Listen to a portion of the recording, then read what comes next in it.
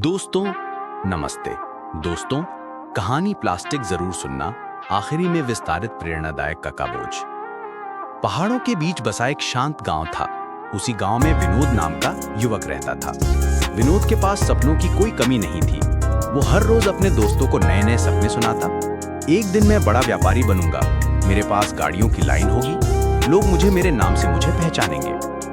गांव के लोग उसकी बातें सुनकर हंसते। उसके दोस्त कभी उसकी हौसला अफजाई करते तो कभी मजाक उड़ाते।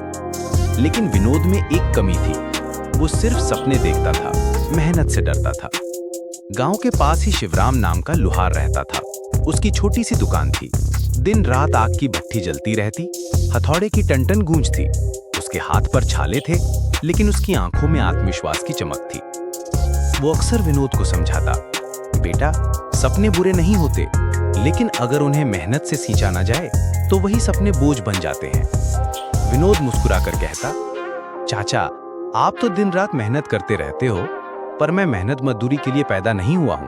मैं तो सीधा बड़ा आदमी बनूंगा। शिवराम सिर्फ मुस्कुराता और अपने काम में लग जाता। पहला झटका। समय बीता। विनोद के दोस्त धीरे धीरे आगे बढ़ने लगे। कोई नौकरी में लग गया, कोई छोटा मोटा व्यापार शुरू कर दिया, लेकिन विनोद वहीं खड़ा रहा। उसके सपनों का बोझ बढ़ता जा रहा था और मेहनत की कमी उसे पीछे खींच रही थी। गांव में एक दिन बड़ा मेला लगा। दूर दूर से व्यापारी आए। हर कोई अपने दुकान सजा रहा था। विनोद ने सोचा, यही तो मौका है, मैं भी व्यापार करूंगा और सबको दिखा दूंगा कि मैं बड़ा व्यापारी हूं। बिना सोचे समझे उसने उधार लेकर खिलौनों का ढेर खरीद लिया।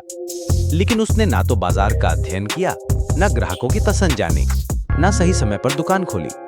जब तक वो पहुंचा, बाकी व्यापारी अपने सारे खिलौने बेच चुके थे। उसका माल धूल खाता रह गया। कर्ज बढ़ गया। गांव वाले कहने लगे, बड़ा व्यापारी बनने चला था, अब तो उधार भी नहीं चुका पा रहा है। विनोद की हंसी गायब हो गई। उसकी आंखों में अब बेचैनी थी। रातों की नींद उड़ चुकी थी। दूसरा झटका। कुछ ही महीनों बाद गांव में अकाल पड़ा।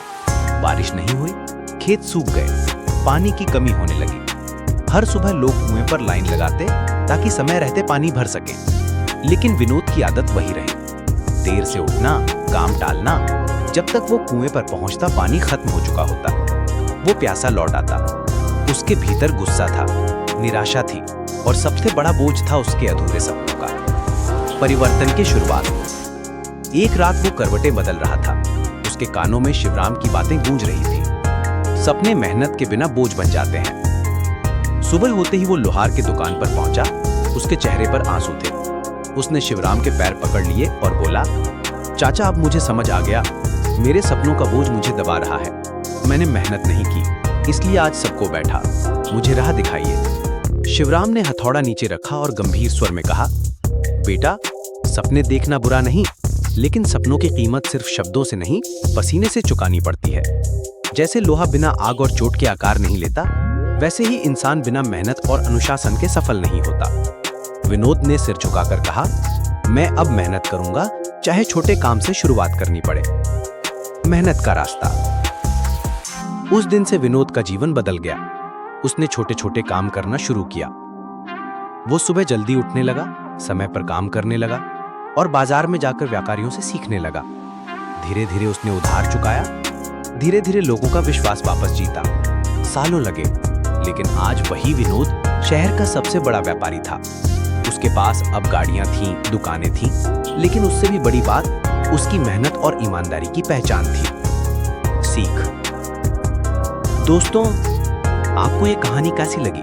हमें कमेंट करके जरूर बताइए और जाते जाते इस वीडियो को लाइक और फॉलो करना मत भूलिए, ताकि अगली सीख सीधी आपके दिल तक पहुंचे।